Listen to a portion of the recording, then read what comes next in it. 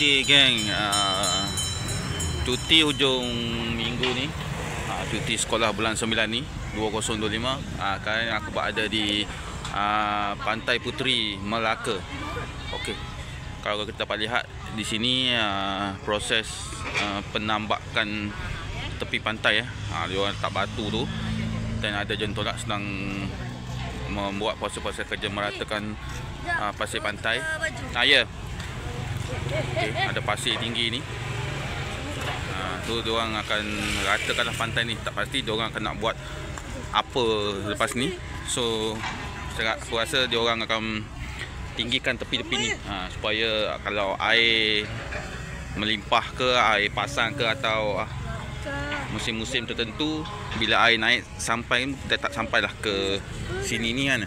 Biasa dia akan sampai ke sini ni, confirm. Kalau tak tambak mesti akan sampai di sini ni. Okey, untuk mengelakkan dia orang tinggikan sikit ke macam mana. Yang terbaik kejap negeri Melaka. Okey, cantikkan pantai.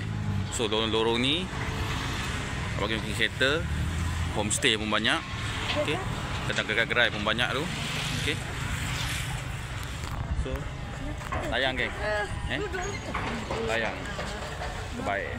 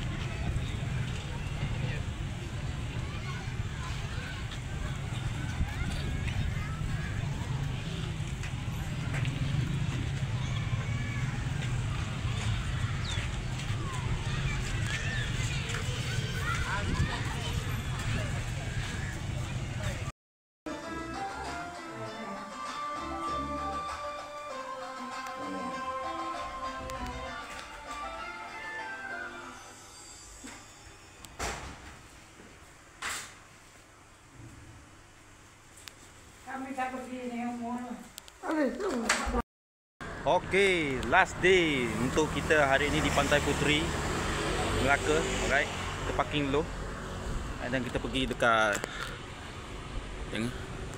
tengok anak-anak dan adik-beradik bermain pantai. Let's go.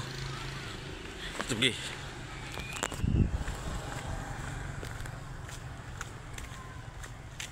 Pagi ni tenang sikit. Pagi tenang sikit. Kita layan. Okey.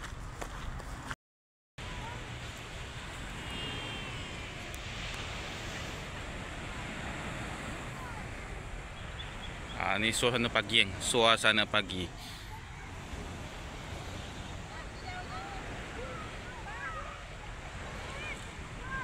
Tenang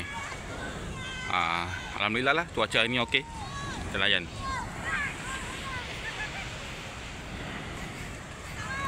Hai Rin.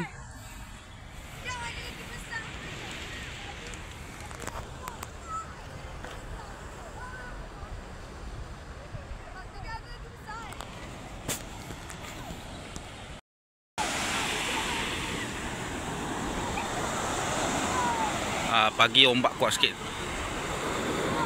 Kita tengok ombak tu kuat ni. Jauh mana-mana.